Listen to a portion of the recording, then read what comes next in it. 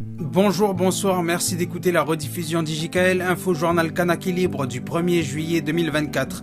Restez jusqu'à la fin pour entendre les faits divers. Merci. Alors pour les législatives, pour la seconde circonscription, on a Emmanuel Chibaou 44% et Alcide Ponga 36%.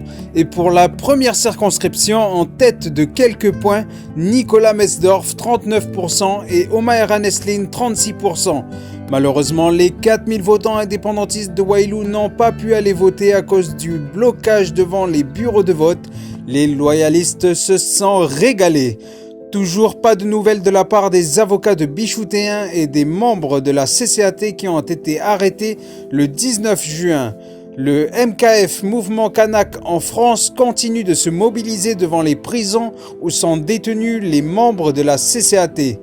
Dimanche 30 juin, au soir, 3 entreprises ont brûlé à Dikos. Les pompiers encore présents sur les lieux au matin du lundi 1er juillet.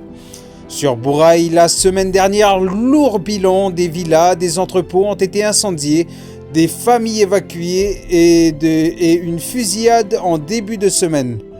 La semaine dernière à Païta, une école, des infrastructures sportives et routières et l'annexe de la gendarmerie ont été incendiés.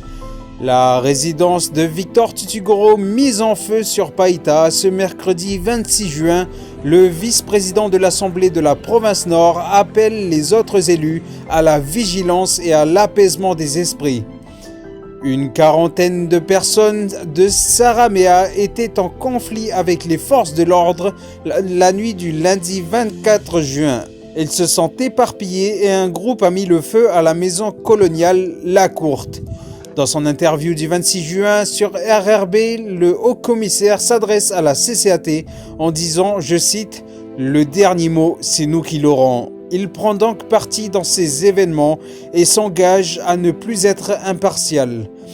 Le prix du carburant baisse à partir du 1er juillet.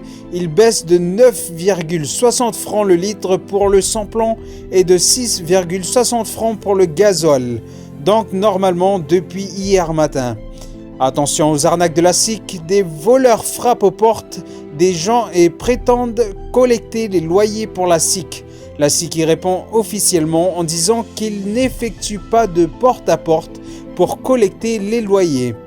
La nuit du 27 juin, des personnes ont mis le feu à la caserne de pompiers de Tontouta. Des gens se sont plaints sur Facebook que ça, ce n'est pas la lutte. Fait divers. 2 hommes ont pris 2 ans de prison et demi supplémentaires pour avoir tabassé un co-détenu jusqu'à l'épuisement. Autre fait divers, après l'interdiction de la vente d'alcool, 2 hommes seraient décédés à Ouvéa après avoir consommé une quantité excessive d'alcool à brûler. Toujours dans les faits divers, 2 hommes condamnés pour trafic de cocaïne, 5 ans de prison pour le principal accusé. Le principal accusé dira qu'il était lui-même adepte à la cocaïne et qu'il vendait pour financer sa consommation personnelle. Bavure policière, une fille s'était réfugiée dans les toilettes. Le flic a jeté une lacrymo dans les toilettes, donc le force de l'ordre, et a bloqué la porte. La fille a failli mourir d'asphyxie. Donc cette information... nous n'avons aucune vidéo ni aucune preuve, donc c'est du témoignage. Encore un autre fait divers. D'après nos informations, un homme originaire de la tribu de Ndé à Païta a été placé en détention provisoire en attendant son jugement. Il a reconnu avoir ouvert le feu sur les gendarmes et leur avoir jeté des bombes artificielles.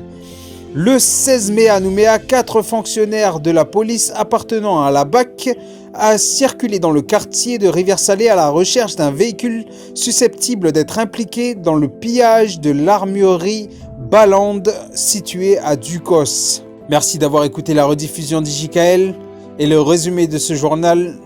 Sur ce, bonne journée.